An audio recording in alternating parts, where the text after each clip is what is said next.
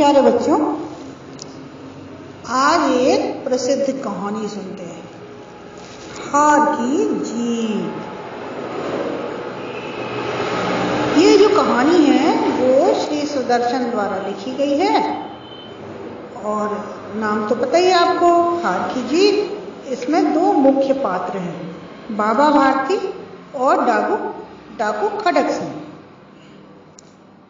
बाबा भारती हृदय से निष्कपट और सच्चरित्र व्यक्ति हैं। वे गांव के किनारे एक मंदिर है, उसमें रहते हैं।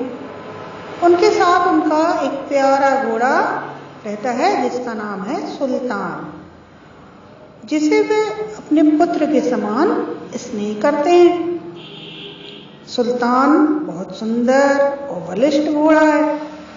उसकी प्रसिद्धि, उसकी ख्याति दूर दूर तक फैली है। डाकू खड़क सिंह जब घोड़े की प्रशंसा सुनता है तो वह उसे पाने के लिए अधीर हो जाता है। वह बाबा भारती के पास आता है, घोड़े की विशेषताएं देखने के और सुनने के बाद उनसे कहता है कि अब वह उनके पास इसे नहीं रहने देगा। बाबा भारती यह सुनकर चिंतित हो जाते हैं, दिन रात अपने घोड़े की रखवाली करते हैं। महीनों बीत जाते हैं, कुछ नहीं होता।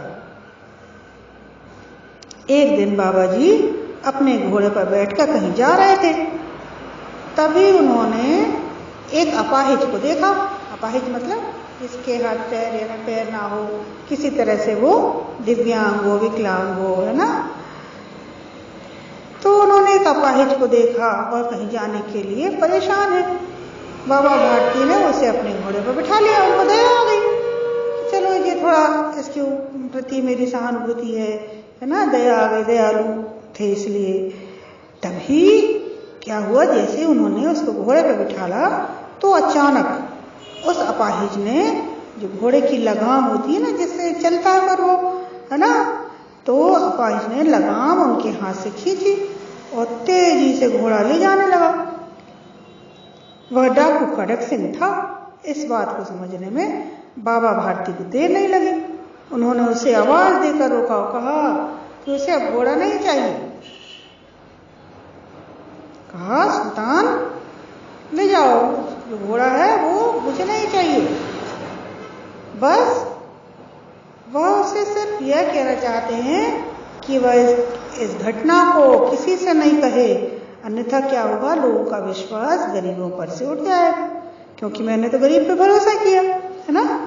तो बाबा के शब्दों ने खड़क सिंह का हृदय परिवर्तन कर दिया और अगले ही दिन वो रात में चुपचाप आया और घोड़े को बांधकर, कुटिया में बांधकर चला गया।